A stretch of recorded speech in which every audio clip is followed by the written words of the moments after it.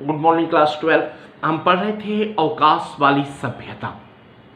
अवकाश वाली सभ्यता रामधारी सिंह दिनकर का लिखा हुआ एक प्रसिद्ध कविता है, जिसमें कवि ने विज्ञान के उस आविष्कारों पर व्यंग किया है जो मनुष्य को अपने अंदर से मानवता को खत्म कर दिया है।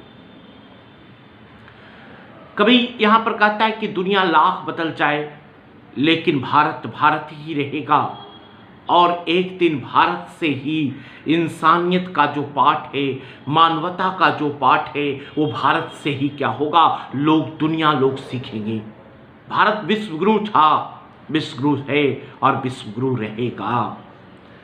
कवि लिखता है कि गांधी कहते थे अवकाश बुरा है, आदमी को हर समय किसी काम में लगाए रहो। जब अवकाश बढ़ता है आदमी की आत्मा उगने लगती है। उचित है कि ज़्यादा से ज़्यादा समय उसे करघे पे लगाए रहो। यहाँ पर कवि का कहना है कि मानव के लिए उचित यही है कि वह अपने काम में लगा रहे, वह अपने काम में लगा रहे। कवि के अनुसार राष्ट्रपिता महात्मा गांधी हमेशा काम में लगा रहने की बात अपने अनुयायी को कहा करते थे कि हमेशा काम में लगे रहो, और उनका पालन भी करते थे। उनके अनुसार खालीपन मनुष्य की कर्मणा शक्ति को भोथरा बना देती है। खालीपन कहा जाता ना, खाली घर जो है शैतान का घर होता है, खाली दिमाग शैतान का घर होता है। अगर आप खाली बैठे रहिएगा तो तरह तरह की बुराई करने के लिए आपको जो है तरह तरह की बुराई आपके दिमाग में पैदा होगा। उनकी आत्मा अच्छी सोच से मुक्त होकर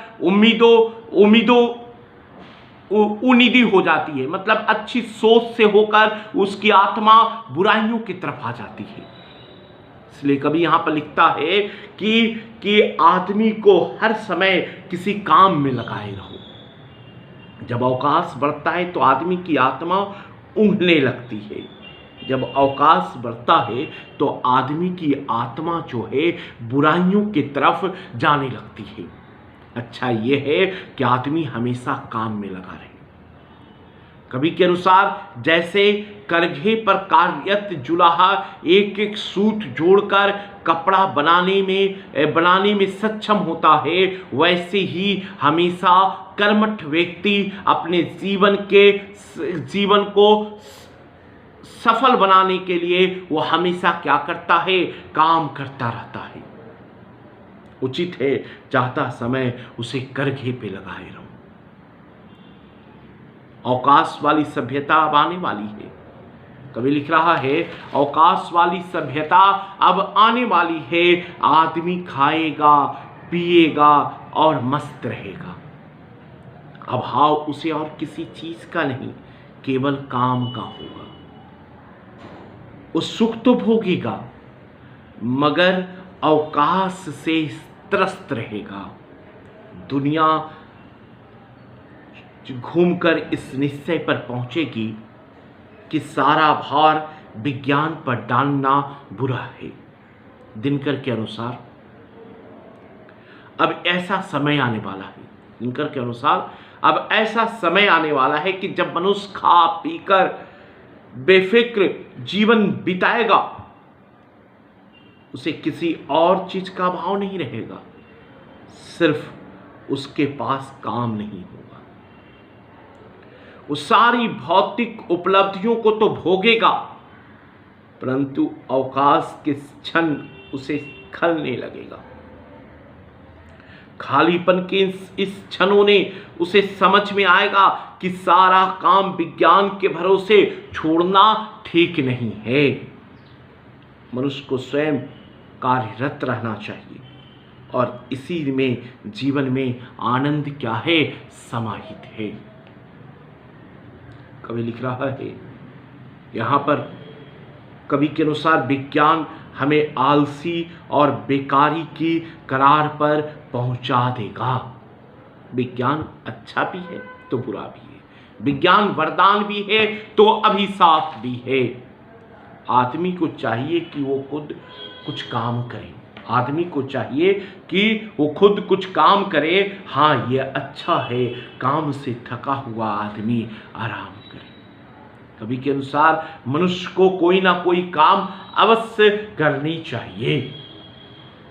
कार्यरत रहते हुए थकान महसूस होने पर उसे विश्राम भी करना चाहिए। जब आदमी काम करता रहता है ना, तो नींद भी उसे अच्छी आती है। लगातार कार्यरत रहने से जीवन नीरस हो जाता है।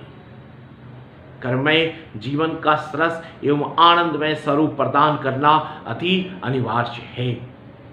इसलिए अगर हम काम करते हैं तो हमें सोना भी है, हमें आराम भी करना है, और जब मनुष्य काम करता है तो आराम भी करता है। यहाँ पर कवि ने प्रस्तुत कथन में कवि मानव जीवन के काम और आराम के सामंजस्य के साथ जीना चाहिए, ये कवि प्रस्तुत पंक्ति में कहना चाहता है। इस कविता को मैंने पूरा पढ़ा दिया है। फिर नेक्स्ट क्लास में हम आपको इस कविता अवकाश वाली सभ्यता से जो क्वेश्चन है, उस क्वेश्चन को मैं भेज दूंगा। धन्यवाद।